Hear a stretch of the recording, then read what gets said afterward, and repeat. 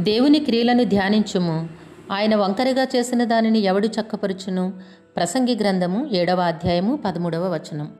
నేస్తమా, ఈ దినాన నీ దేవాది దేవుడు నీతో సూటిగా చెప్తున్న సంగతి ఏమిటి అనగా, నీవు దేనిని గూర్చి దినమెల్లా ఆలోచిస్తూ ధ్యానిస్తూ ఉన్నావు?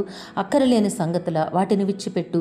దేవుని క్రియలను గూర్చి మాత్రమే నీవు ధ్యానించగలిగినట్లయితే నీ జీవితంలో ఎంతో హాయిని, ఆనందమును, నెమ్మదిని నీవు అనుభవిస్తావు. ఆయన వంకరగా చేసిన దానిని సరిచేయగలిగిన మనుషులు లేడు. ఆయన సరిగా చేసిన దానిని వంకరగా చేయగలిగిన మనుషుడు కూడా లేడు. నీ జీవితంలో ఆయన ఇచ్చిన ఆశీర్వాదములు ఎప్పటికీ స్థిరముగానే ఉంటాయి.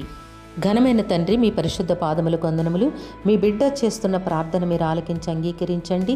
నాయన, దేని కొరకు వేడుకుంటూ ఉన్నారో, వివాహము, ఉద్యోగము, గర్భఫలము, కుటుంబంలో నాయన శాంతి, ఆరోగ్యము, వ్యాపారములో ఆశీర్వాదము అన్నిటినీ మేలుగా మార్చమని యేసయ్య నామములో అడిగి వేడుకొనుచున్నాము.